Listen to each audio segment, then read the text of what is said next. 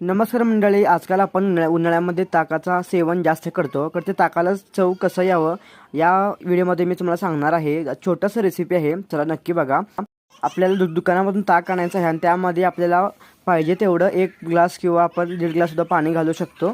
आणि आपण 4 ते 5 लसूण पाकळ्या आपण सोलून घ्यायचं आहे.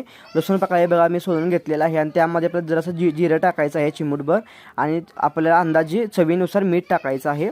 तुम्ही पाहू शकता. आणि हा पूर्ण चेचून घ्यायचा आहे. ला आपण पूर्णपणे चांगल्या प्रकारे चेचून घ्यायचं आहे, म्हणजे याचं चांगलं मिश्रण होतो. आणि हा मिश्रण त्या ताकामध्ये ॲड करायचं आहे, जेणेकरून ते चांगलं चवी येईल. आता पूर्ण आपलं चेचून झालेलं आहे. आता हा एका चमच्यानं आपण त्या ताकामध्ये घालायचा आहे, तुम्ही पाहू शकताय.